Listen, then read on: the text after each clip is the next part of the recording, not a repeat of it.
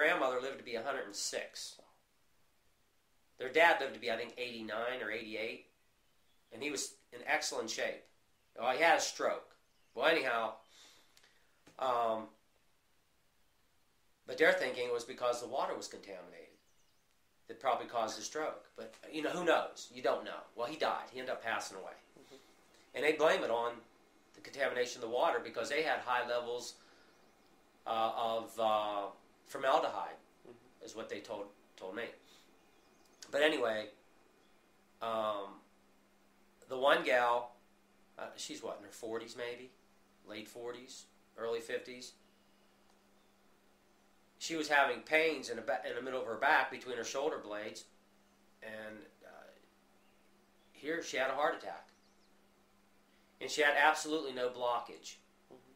People over there have rashes. A little girl, like 12 years old, it's her granddaughter, the gal that had the heart attack. Just 2 weeks ago, she still had a rash, a severe rash on her bum, and she was throwing up, and she was had diarrhea for 2 weeks. And the doctors asked what was their water supply, you know, where were they drinking their water, or getting their water from, and they told the mom and the grandmother, do not let her drink that water anymore. And there are other people over there, same situation. The one guy that you'll get to talk to, his legs, he said in the last year, his legs, he's having a tough time moving. He said, my legs don't want to move, and they're heavy. And other people over there, the other gal over there will tell you the same thing. It's like they get winded. And I've heard that from other people out east, out in Clearville. So, again, it's like, you got to do the science. The science has got to be done on this.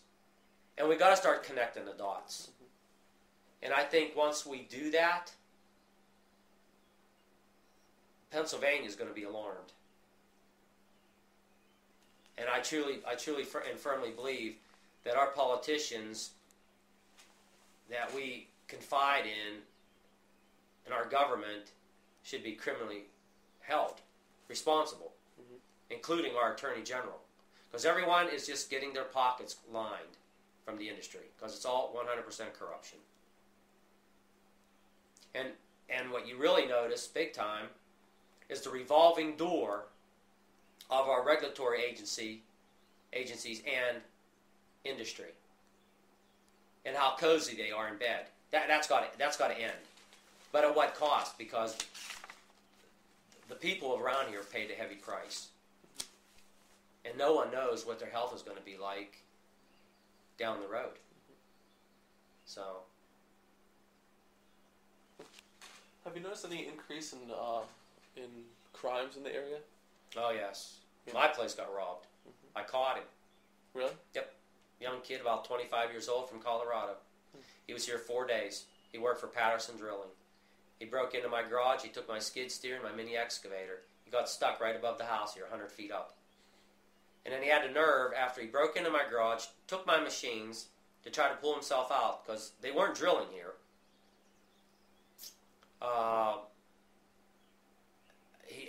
Him and another kid were together. I never did meet the other guy. But he came down and knocked on my door at 25 to 1 in the morning on a Saturday morning, going into a Saturday morning. And he was all mud, head to toe, and it had been raining. It was, I think, in November. And he said that he was from Patterson Drilling. He just came here from Colorado, and he wondered if he said he called over to the rig, and the rig, I guess the tool pusher told him to see if I could pull him out. Well, then after he broke into my garage, like I said, and took my machines out, he buried my skid steer down in the woods between 2 trees, and then he went back for the mini excavator, and then he came here and knocked on a door, and I said, yeah, I'll help you. And I said, where are you? And he told me. So I said, just hang tight. I went down basement, put my clothes on, my jeans and work shoes, and walked outside. And I said, where are you? And he said, right up on top of the hill. And I said, all right. I said, I'll go up and get a chain. I said, I'm not going to let you in my truck because you're all muddy. So I drove up, and here my garage door's open, my window's busted out, the glass window's broken out, my mini excavator's out, skid steer's out. I'm like, oh man. So I had my cell phone with me, smart enough, I took that. I was smart enough to take it with me, and I called my wife. I said, don't answer the door. I said, everything's locked. I said, call 911. I said, get the police out here. I said, they broke into my garage. She said, you're kidding. So she called 911. The state police came. A couple state cops came, and we caught him, arrested him. I went through hell with that, went to the courthouse. I got the attorney that was appointed to me by the district attorney's office immediately said that it was a misdemeanor when he was presenting it in front of the judge. And the judge that oversaw this case, I graduated high school with. Mm-hmm. Hold on. Now, he should never have been on his case, number one. And number two, this attorney from the DA's office should have never reduced it to a misdemeanor. This was a felony. Mm-hmm. These machines were worth, resale value was worth around $30,000. And I think for that, anything to be a felony is, I think if it's over $2,000. And I'm like, and he said, well, he stole this machine out of a barn. And I stood up. I said, he did not steal it out of a barn. He stole it out of a $65,000 building, new building that's only several years old. And he broke in. This attorney was playing everything down because this is what's happening. Range Resources, they've infiltrated they're like ticks. They get embedded. You know, you've got these guys, the head of operations down there. He's in with the Chamber of Commerce. Their spokesman is on the board of our co-op. What does he know about agriculture? This is what they do. They get in there every which way they can so they can manipulate and maneuver. And it's all corruption. But anyway, back to this kid. I made him pay for what he did. I got $3,000, and it was more aggravation than that. It was worth more than that, but it wasn't. I just said, money's not my god. Mm-hmm. Range Resources and Patterson Drilling said, well, the one fellow from Patterson said, it's not our fault. We can't keep an eye on our guys 24/7. It's not Range's fault. I said, whoa. Back up right now. I said, it's your fault and it's Range's fault. I said, I've never had a bit of problems here as far as burglaries. And I owned this place since 1990. I said, ever since, these well sites are here. I said, that kid would have never been here if these location roads weren't here. And these well sites weren't here. And Patterson Drilling wasn't here.